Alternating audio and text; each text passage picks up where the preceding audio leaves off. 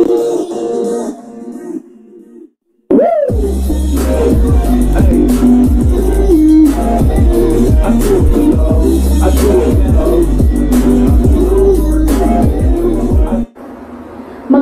araw mga bata, lalo na sa mga mag-aaral sa ika-4 na baitang.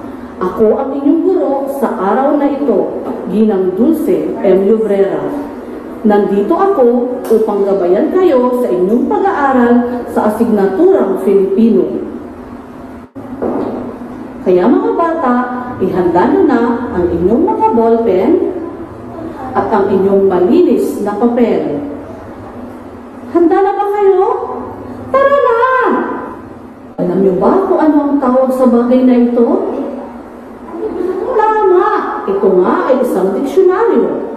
Alam niyo ba kung paano gamitin ang diksyonaryo?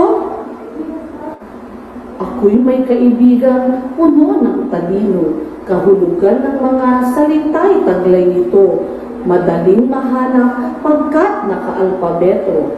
Pamatnubay na mga salita ay magagamit mo. Formal na kahulugan ng salita'y matatagpuan, kasalungat man o katumbas ito. Bahagi ng mga pananalita, wastong baybay ay naririto. Tamang bigkas ng salita'y ituturo sa iyo. Itanong mo lahat ng kaalaman dito. Kanyang sagot ay tiyak at sigurado. Hatid niya ay dunong at talino. Yan ang kaibigan kong diksyonaryo.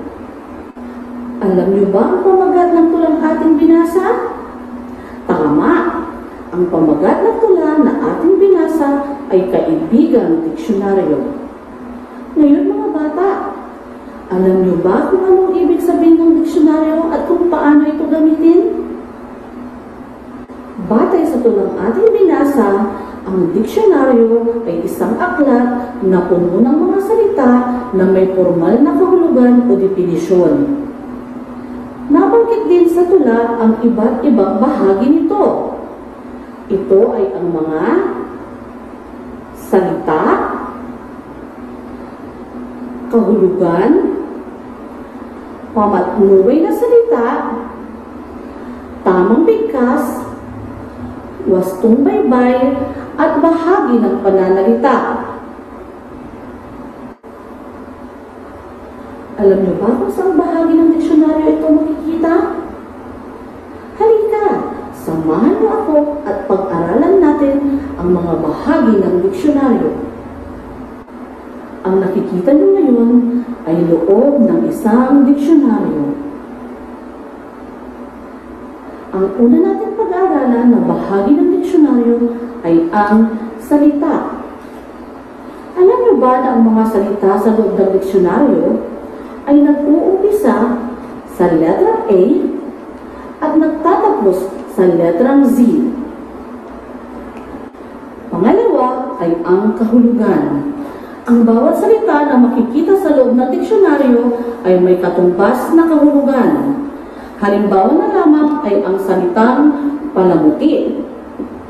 Ang salitang palamuti ay nangangahulugang kaurian ng bagay o halaman na may kinalaman sa pagpapaganda ng kapaligiran o pagpapaganda sa paningin ng iba.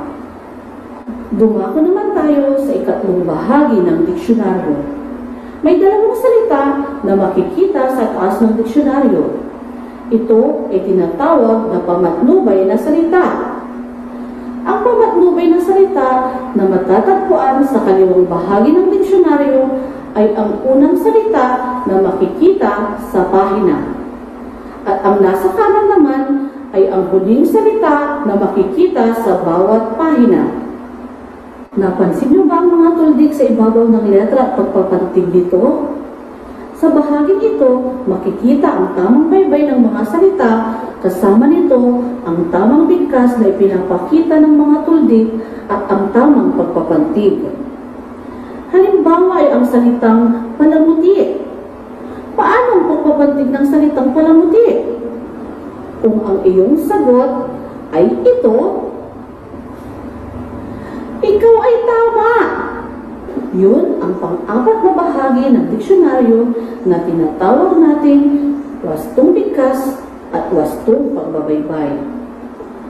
Ang huling bahagi ng diksyonaryo na ating pag-aaralan ay ang bahagi ng pananalita. Ito ay matatagpuan pagkatapos ng bawat salita sa diksyonaryo. Ito ay nakasulat sa pamamagitan ng daglat o abbreviation. Halimbawa ng mga ito ay ang pangalan. Ito ay nakasulat sa daglat na PNG.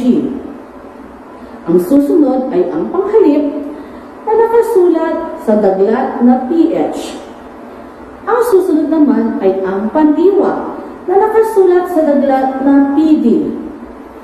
Ang panguri naman ay nakasulat sa daglat na PU.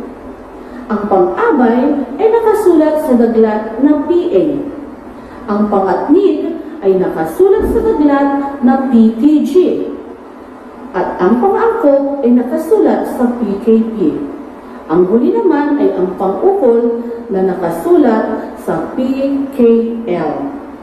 At yan ang huling bahagi ng diksyonaryo. At yan ang bahagi ng mga diksyonaryo. Sana ay marami kayong natutunan sa araw na ito. Hanggang sa muli, paalam!